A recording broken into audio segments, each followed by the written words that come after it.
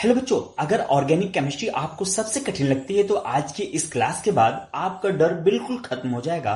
बिना रटे organic chemistry का पूरा बेस समझेंगे। अगर ये बेस मजबूत हो गया, क्लियर हो गया, तो आगे के सभी चैप्टर, चाहे वो हाइड्रोकार्बन्स हो, हेलोएल्केन्स हो, अल्कोहल हो, एल्डिहाइड हो, कीटोन्स हो, बहुत आसान लगने लगेंगे। चलिए शुरू करते हैं आज के अपने टॉपिक को। बच्चों, अगर अभी तक आपने चैनल को सब्सक्राइब नहीं किया तो चैनल को जरूर सब्सक्राइब करें और वीडियो को ज्यादा से ज्यादा शेयर करें।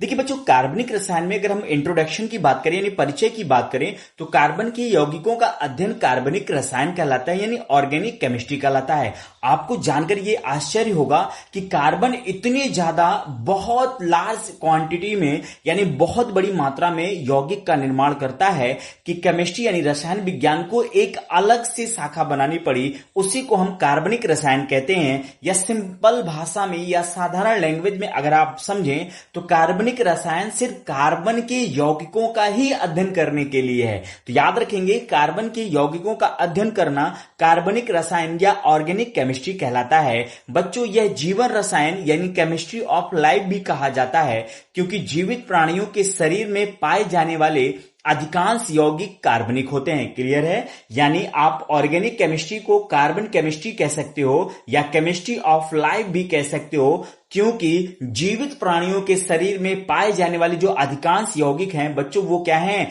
कार्बनिक होते हैं। एग्जाम्पल के तौर पर जैसे carbohydrates, protein, fat, vitamin, hormones, nucleic acid, ये सारे के सारे बच्चों क्या हैं? कार्बनिक यौगिक के उदाहरण हैं।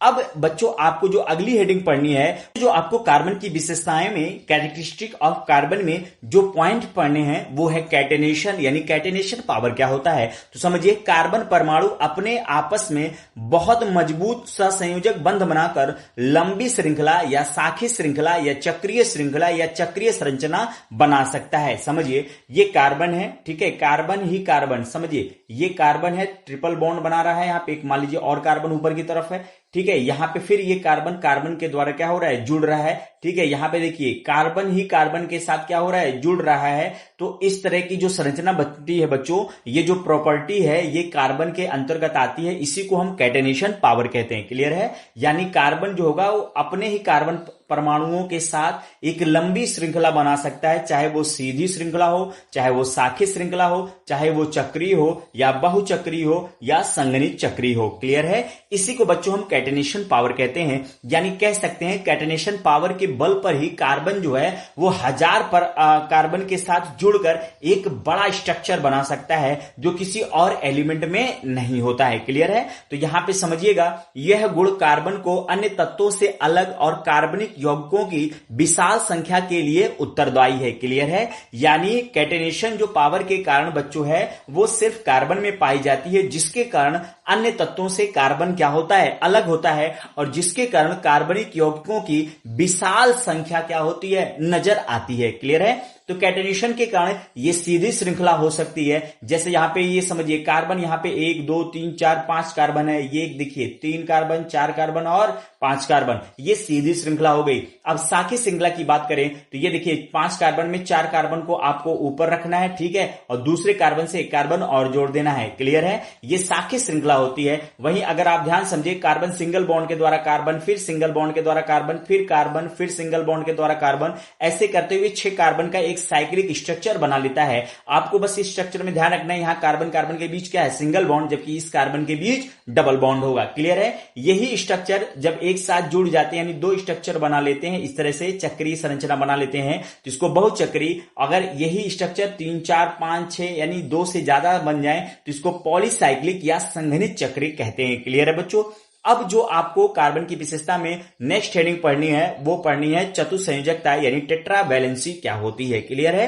तो यहां पे समझिएगा, कार्बन परमाणु, किसमें? कार्बन परमाणु की संयोजकता 4 होती है, क्योंकि आपने पढ़ा है कार्बन परमाणु का जो परमाणु क्रमांक होता है वो 6 होता है। इसको जब आप इलेक्ट्रॉनिक विन्यास करते हो तो 2 और 4 यानी बाह्य कक्षक में 4 इलेक्ट्रॉन होते हैं। क्लियर है? तो कार्बन परमाणु की संयोजक 4 होती है। यह 4 सहसंयोजक बंध बनाकर स्थिर संरचना प्राप्त कर लेता है। आपने पढ़ा है ऑक्टेट रूल पढ़ा है यानी अष्टक रूल पढ़ा है, जिसमें कहा जाता है कि किसी भी तत्व के बाह्य कक्षक में कितने इलेक्ट्रॉन होने चाहिए? 8 इलेक्ट्रॉन होने चाहिए। क्लियर है? तो देखिए, जब कार्बन क्या होगा? कार्बन चार अन्य तत्वों के साथ, जैसे हाइड्रोजन के साथ जुड़ा हुआ है। क्लियर है? तो ये देखिए कार्बन के बाह्य कक्षक में कितने इलेक्ट्रॉन है? 1 2 3 और 1 4। जबकि हाइड्रोजन के बाह्य कक्षक में 1 इलेक्ट्रॉन, इस हाइड्रोजन के बाह्य कक्षक में 1 इलेक्ट्रॉन, यहां पर भी एक हाइड्रोजन दीजिए 1 इलेक्ट्रॉन और यहां पर 1 इलेक्ट्रॉन। ठीक है, तो ये हाइड्रोजन और कार्बन का 1 इलेक्ट्रॉन मिलकर यहां शेयरिंग करके क्या बना लेगा? सहसंयोजक बॉन्ड बना लेगा।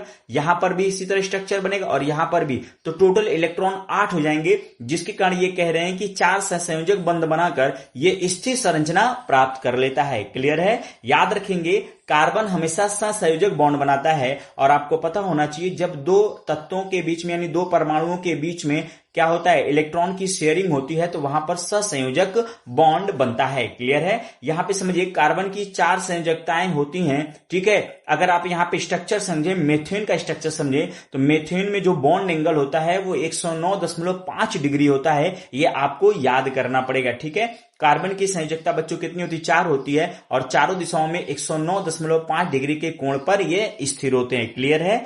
अगर हम आपकी बात करें कार्बन की कुछ विशेषताओं के बारे में आपसे बात करें तो समझिए यह छोटे आकार का होता है। छोटे आकार का मतलब हो गया बच्चों कि इसका एटॉमिक साइज छोटा होता है। क्लियर है? और दूसरा पॉइंट है कि इसकी विद्युत ऋणात्मकता मध्यम होती है। विद्युत ऋणात्मकता का मतलब हो गया कि इलेक्ट्रॉन को अपनी तरफ खींचने की जो कैपेसिटी होती है वो कितनी ज्यादा होती है, उसी के आधार पर आप विद्युत ऋणात्मकता को डिसाइड करते हैं। तो याद रखेंगे पूरी आवर्त सारणी में फ्लोरीन एक ऐसा तत्व है जिसकी विद्युत ऋणात्मकता सबसे ज्यादा होती है। वो यानी कहने का मतलब है फ्लोरीन इलेक्ट्रॉन को बहुत तेजी से अपनी तरफ खींचता है। तो कार्बन के पास इतनी प्रॉपर्टी नहीं होती, हाँ है, थोड़ी सी कम है, मध्यम होती है कि वो इलेक्ट्रॉन को खींच ले। तीसरा पॉइंट है यह 4 मजबूत सहसंयोजक बंध द्वारा बनाता है। मेथेन में देखिए एक बॉन्ड, दूसरा बॉन्ड, तीसरा बॉन्ड और चौथा बॉन्ड, ये 4 बॉन्ड बना। अब सहसंयोजक बॉन्ड इसलिए कह रहे हो कि कार्बन और हाइड्रोजन के बीच इलेक्ट्रॉन की शेयरिंग हुई है। तो याद रखना जहां पर इलेक्ट्रॉन की शेयरिंग होती है बच्चों वहां पे सहसंयोजक बंध बनता है।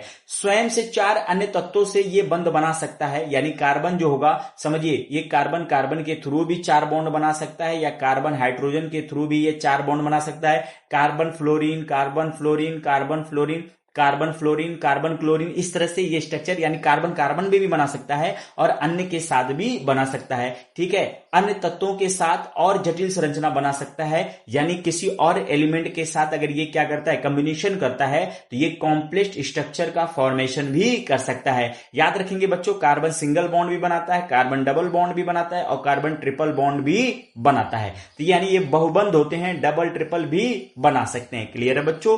इतना टॉपिक आपको कहां पढ़ना है? बेसिक के तौर पर पढ़ना है। किसमें? कार्बन की विशेषताओं में, यानी कार्बनिक रसायन में। ये जो बेसिक लेक्चर चल रहा है बच्चों, आपको इतना पॉइंट्स कार्बन के बारे में याद रखना है। ठीक है, जो पूरा आपने पढ़ा इसमें बस इतना याद रखना कि यहाँ पे कैटेनेशन की क्षमता किसमें होती है? कार्बन में होती है। इसकी टेट्रावैलेंसी होती है यानी चतुसंयोजकता होती है, जिसके कारण ये असीम संख्या में स्थिर यौगिक बना सकते हैं। क्लियर है? तो कार्बन के बारे में याद रखना आपको क्या है कि ये कैटेनेशन की क्षमता होती है, साथ ही चतुसंयोजकता का निर्माण करता है, यानी चतुसंयोजकता यानी टेट्रावैलेंसी के कैरेक्टर्स पाए जाते हैं, जिसके कारण ये असीम संख्या में स्थिर यौगिक बना सकता है, यानी स्टेबल कंपाउंड का निर्माण कर सकता है। क्लियर है बच्चों? चलिए आज के लिए फिलहाल इतना ही, मिलते हैं नेक्स्ट टॉपिक के साथ नेक्स्ट वीडियो में। तब तक के लिए धन्यवाद। अगर आपको वीडियो पसंद आई तो कमेंट बॉक्स में एक छोटा सा प्यारा सा कमेंट जरूर छोड़िएगा।